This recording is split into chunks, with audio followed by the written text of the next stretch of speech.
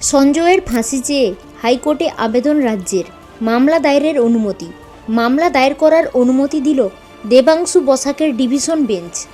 আরজিকর কাণ্ডে দোষী সঞ্জয় রায়ের মৃত্যুদণ্ড চেয়ে হাইকোর্টে আবেদন রাজ্যের।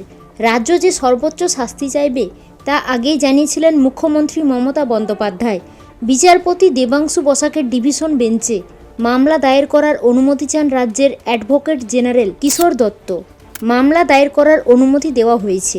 সোমবার এক্স হ্যান্ডেলে মমতা বন্দ্যোপাধ্যায় লেখেন, আমি আদালতের রায় দেখে স্তম্ভিত। এই ঘটনাকে বিরলতম ঘটনা মনে করা হচ্ছে না। আমি মনে করি এই ঘটনাটি অবশ্যই বিরলের মধ্যে বিরলতম ঘটনা। যেখানে মৃত্যুদণ্ড প্রয়োজন ছিল, কিভাবে এই ঘটনাকে বিরলতম নয় বলে ঠিক করা হলো। আমরা মৃত্যুদণ্ডের সাথে চাইছি এই ধরনের ঘৃণ্য অপরাধের জন্য।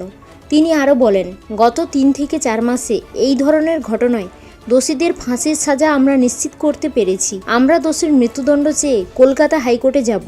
উল্লেখ্য, সোমবার শিয়ালদহ আদালত আরজিকর কাণ্ডে দোষী সঞ্জয় রায়কে যাবজ্জীবন কারাবাসের নির্দেশ দেয়।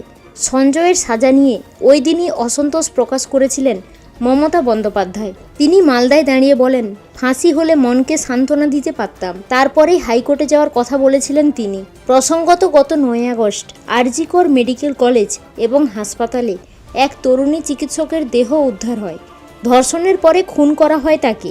ওই ঘটনায় এখনও পর্যন্ত একমাত্র দোষী সাব্যস্ত হয়েছে সঞ্জয় রায়।